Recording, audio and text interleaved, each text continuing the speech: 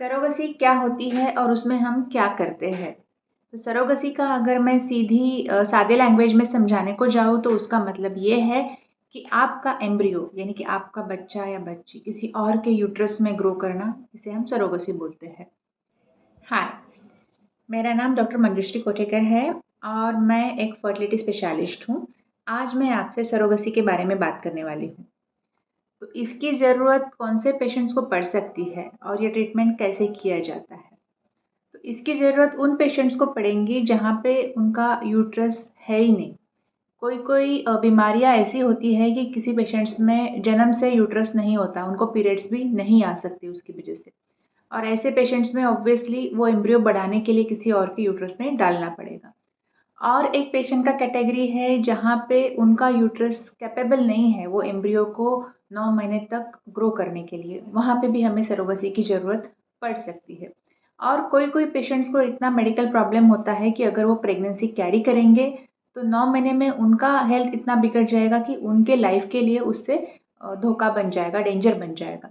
तो ऐसे पेशेंट्स में भी उनका एम्ब्रियो किसी और के यूट्रस में बढ़ाना ज़रूरी पड़ सकता है। तो ये ट्रीटमेंट कैसे किया जाता है? इसके लिए हमें एम्ब्रियोज़ बनाने पड़ेंगे आईवीएफ की टेक्निक से। पेशेंट के एग्स और उनके हस्बैंड के स्पर्म्स लेकर हम एम्ब्रियोज़ बनाते हैं आईवीएफ की टेक्निक से और उन एम्ब्रियो को सरोगेट के यूट्रस में ट्रांसफ़र करते हैं। उसके लिए सरोगेट के यूट्रस का एंडोमेट्रियल लाइनिंग भी हम प्रिपेयर करते हैं पहले से ही और ये सब चीज़ें मैच करके ही हम एम्ब्रियो उसके यूट्रस में डाल देंगे। अभी असिस्टेड रिप्रोडक्टिव टेक्नोलॉजी और सरोगेसी का नया लॉ आया हुआ है जो 2021 में आया है और 2022 के जनवरी से उसका इम्प्लीमेंटेशन चालू हो गया है।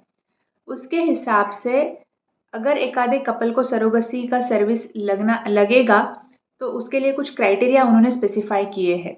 सिर्फ मैरिड कपल्स जिनके मैरिज को 5 साल से ऊपर हो गए हैं और जिनको पहला एक भी बेबी नहीं है, वही सरोगेसी का ट्रीटमेंट अवेल कर सकते हैं।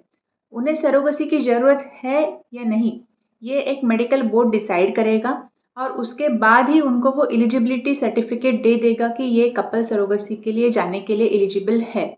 और कमर्शियल सरोगेसी बैंड ही है तो वो सरोगेट ढूंढेंगे उसको भी वो हेल्थ के हिसाब से एलिजिबल है या नहीं सरोगेट बनने के लिए, ये भी वो बोर्ड सर्टिफाई करेगा। और अभी का स्टेटस ऐसा है कि ये बोर्ड का फॉर्मेशन अभी इन प्रोसेस है।